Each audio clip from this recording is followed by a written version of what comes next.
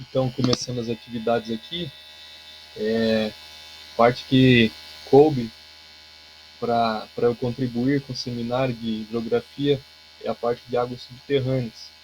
Como vocês perceberam aí, um tema que tem aparecido bastante nas mídias e, inclusive por causa dessa crise hídrica que a gente está enfrentando e das noções de sustentabilidade com o ecossistema, né?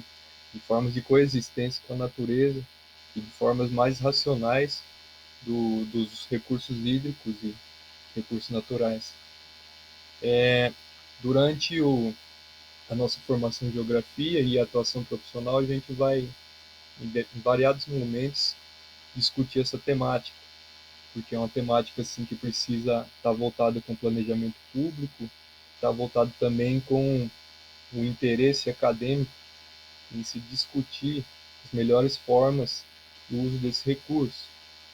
Na parte de licenciatura, especificamente, vai ser trabalhado a partir da sexta série do ensino fundamental essas noções e retomado de forma um pouco mais aprofundada no ensino médio. Então, o que são as águas subterrâneas? As águas subterrâneas, de forma geral, são aquelas águas que estão alojadas abaixo da superfície do solo. Tem por função equilibrar a umidade do ambiente e está relacionado diretamente com os rios, lagos e pântanos. Aqui na imagem a gente consegue ver essas camadas e um pouco mais à frente eu vou passar informações sobre cada uma delas dentro desse sistema aqui. Gente, para se entender também os processos de águas subterrâneas, a gente tem que, num primeiro momento, levar em consideração alguns fatores ambientais na absorção da água. Por exemplo, em questões de porosidade do solo, se for um solo muito argiloso, ele vai ter uma menor porosidade. Então, se ele tem uma menor porosidade, ele vai ter uma infiltração reduzida, que já vai dificultar esse ciclo de troca entre a água e o solo, entre o solo e o ambiente. O outro fator é o de vegetação. Aqui eu trouxe uma imagem ilustrativa, como vocês podem ver aqui.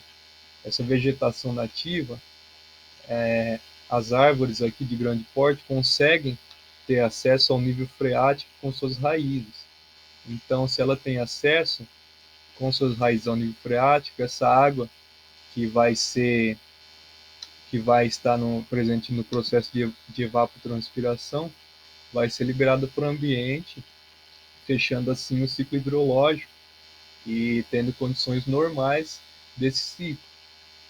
Agora já uma parte aqui que não tem vegetação, é, já vai já não vai ter essa troca. Não tem vegetação ou então tem essa vegetação implantada ali inserida nesse ambiente, mas que suas raízes são superficiais, já não consegue ter acesso ao nível freático. Então, vai ter um efeito contrário, vai ter tirar água do ambiente para jogar nessas plantas e não o contrário, ela fazer o ciclo natural de evapotranspiração. Também, quando não existe a cobertura vegetal,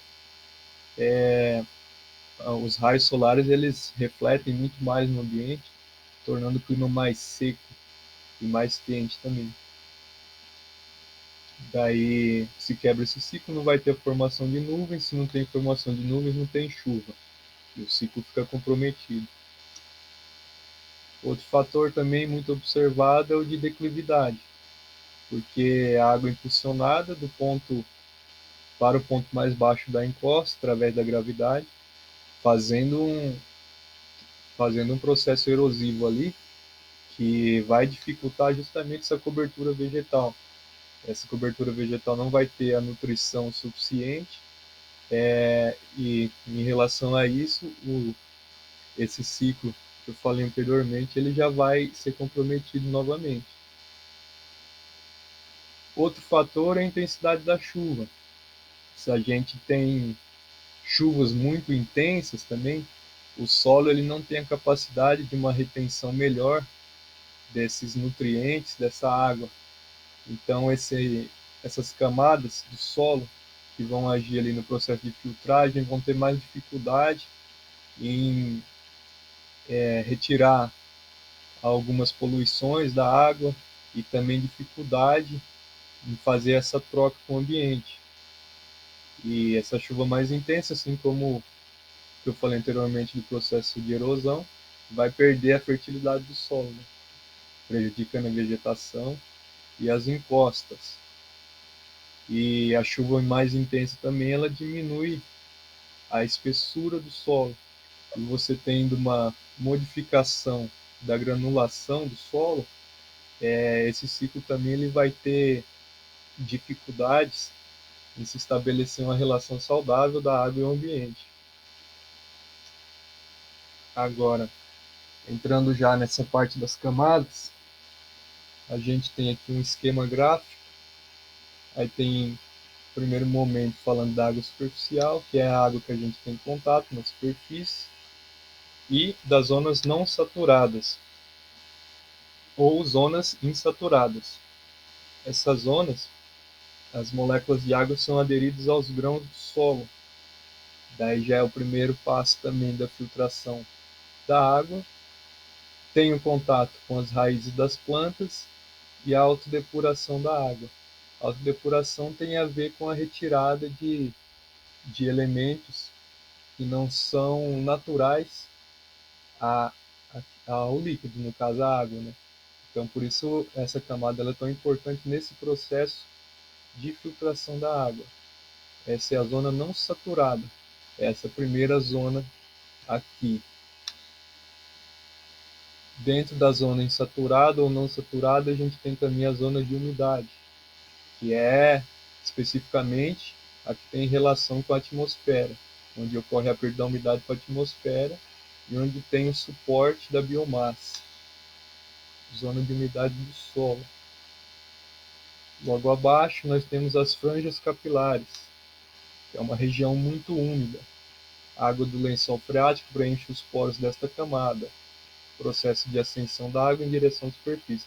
Então, o que acontece? Na franja de capilaridade, vai ocorrer esses processos de troca entre a zona saturada e a zona insaturada, onde a franja de capilaridade funciona como um reservatório para o nível freático, caso seja necessário fazer esse movimento ascendente da água, e também funciona como condutora da água em direção à superfície. E dependendo dessa granulosidade do solo, vai conseguir ter uma boa relação com o ambiente através do movimento ascendente da água. Então ela serve nessas duas vias, tanto de retenção quanto, no, quanto também no processo de troca com a superfície. Aí temos as zonas intermediárias, que está entre a zona de umidade e a franja. Pode não existir dependendo do perfil do solo. A zona intermediária, aqui como se pode ver, está bem aqui nesse ponto, ela não existe em ambientes onde a absorção de água ela é muito intensa, então só existe a franja de capilaridade, que já faz esse intermediário entre a zona insaturada e saturada de forma direta. Por exemplo, em ambientes pantanosos e, e alagados em geral, não vai existir essa zona intermediária. Nós temos também as zonas saturadas. Essas zonas saturadas é a zona de armazenamento limite da água.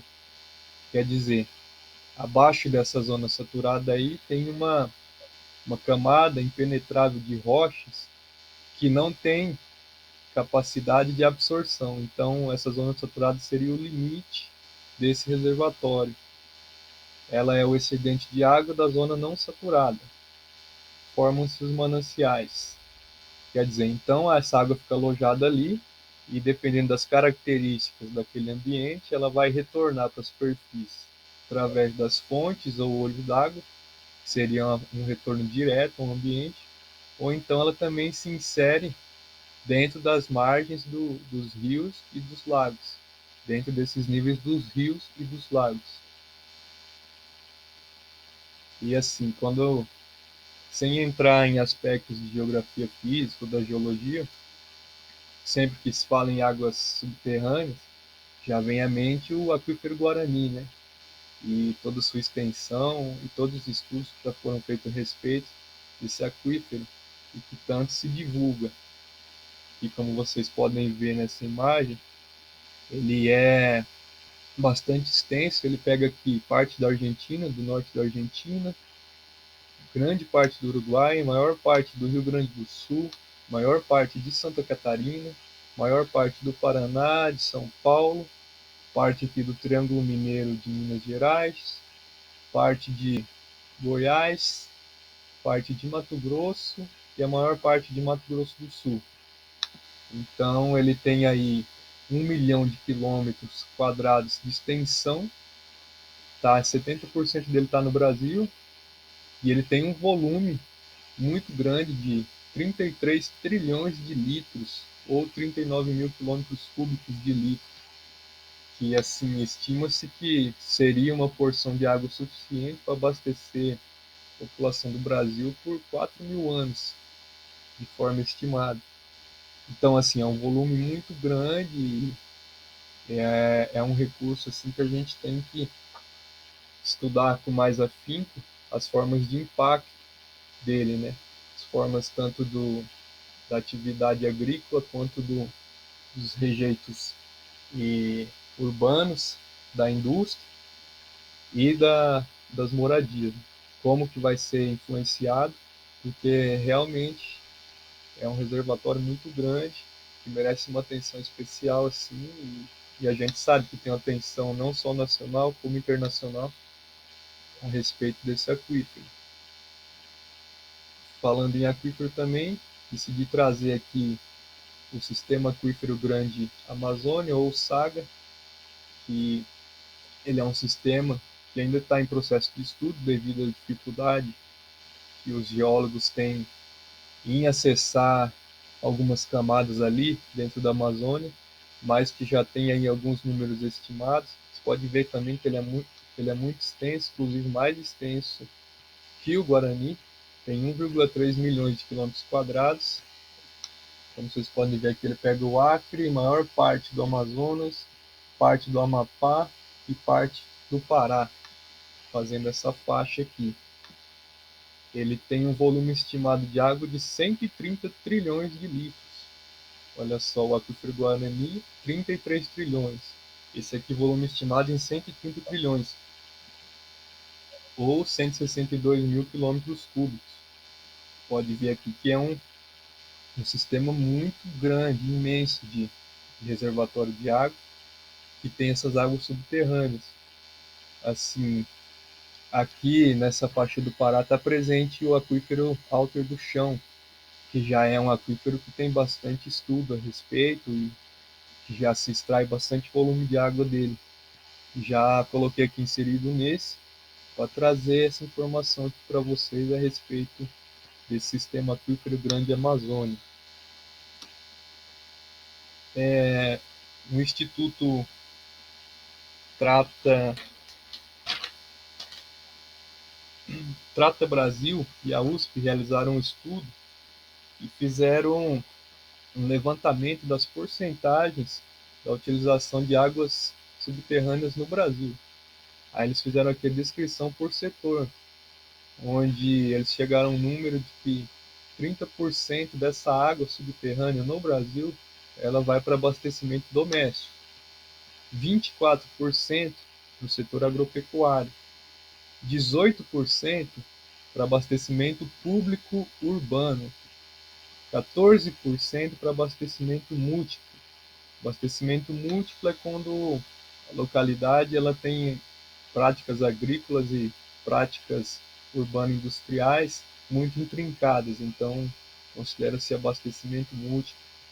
Setor industrial, 10% de uso, e para outras atividades como lazer, 4%.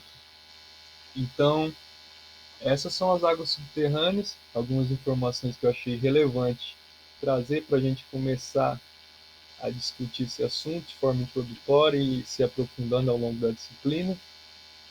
E um assunto aí que, igual eu falei lá no começo, ele vai estar presente sempre na nossa trajetória profissional, seja na licenciatura, seja no bacharelado, porque é uma questão